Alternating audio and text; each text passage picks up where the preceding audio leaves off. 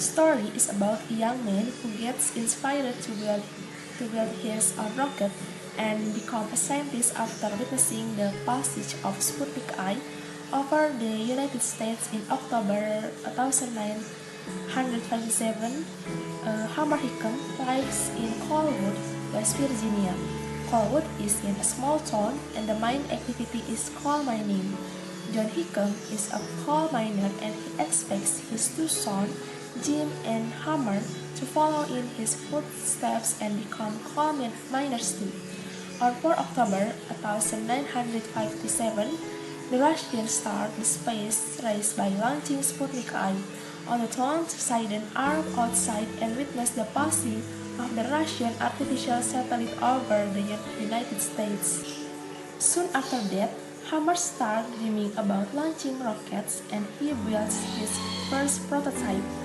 He almost blows himself up and he ruins his mother's face, but he keeps on dreaming. Hammer doesn't know much about rockets and he is not a brilliant mathematics, but he goes to the library and starts reading books about rocket building and he keeps on dreaming. One day, he understands that there is some other person that can help him build a better rocket, and that person is the school geek and weirdo young man named Quentin. Hammer, Quentin, Riley, and Odell built a rudimentary rocket that managed to fly, scare half the town, and almost kill some miners.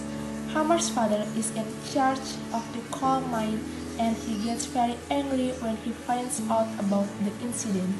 He forbids his son to build and test any rockets in the town because the whole town belongs to Olga, the mining company, for which he is responsible.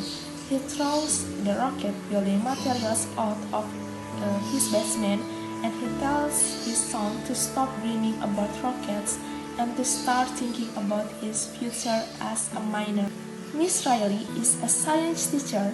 She noticed that the boys have an interest in rocket building and she encouraged them to perfect their model and to go to the science fair. She tells the boys that going and winning the science fair can get them scholarships and place into a good college. The boys find a place to test their rockets, but they have to walk the distance every day because the place is 8 miles away from their homes. They ask John Hickman for some building materials and he refuses to have them at first, but then he gives in and helps them a little. They build a launching pad for their rockets and start testing rocket after rocket, but with little success. They keep on studying and testing different types of fuel and they even steal some good steel from an old railway. The boys ask Ike Bukowski to help them and he does it because he is likes to help. Ike works for the mine but he works with steel and he knows how to weld.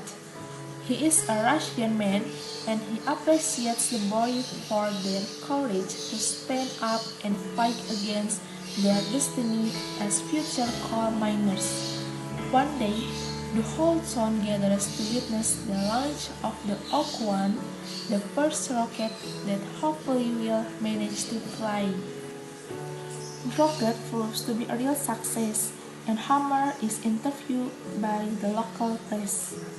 Unfortunately, Hammer and his friends are also accused of starting a fire and a race.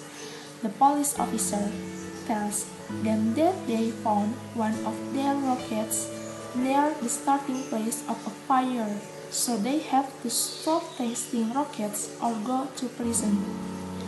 The same night, John Hickam tries to save Ike Bukowski from an accident and he gets himself injured. Ike dies in the accident. John can't walk because of his injuries and one his boys must step up and take his place or they risk losing their house which is owned by the company.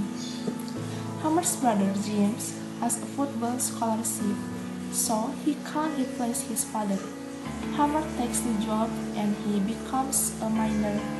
He gives up his dream of a scholarship and he starts working in the mine. John Hickam recovers and he is very proud of his son. He keeps telling him how proud he is that his son is finally a proper man and a miner. Hammer finds out that Miss Riley has Hodgkin's lymphoma and he goes to visit her. She tells him that he cannot give up his dream and become a miner. She encourages him to go back to school and pursue his dream. Hammer starts thinking about that fire that ruined their rocket launching dream and he starts some complicated calculation that prove that their rocket couldn't have started the fire. He gathers up his friends and they start searching for the missing rocket. They found out that their fire was started by another type of rocket that come from the airport. They get their permission to start launching again and they decide to go to the science fair. They test the last rocket and they offer John Hickman the honor to pass the button and launch the rocket. Hammer goes to the science fair alone because the school can't pay for the trip for the whole team. His model is stolen during the science fair and he asks his father to allow one of his workers to build him another one. The model arrives on time and Homer and his friends win the local and the national science fair and they go to college. Hammer and his friends finish college and they get good jobs. Hammer Hickam ends up working for NASA. Best part of story, this is a truly inspiring story, especially for teenagers. It tells us all to follow our dreams, overcome our fear of the unknown, and shoot for the stars. Best scene in story.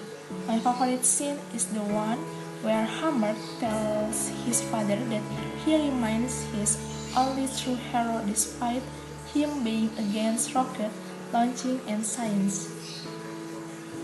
My opinion about the main character, I like Hammer's ambition. I also like that he chooses to sacrifice himself and his dream just to help his family.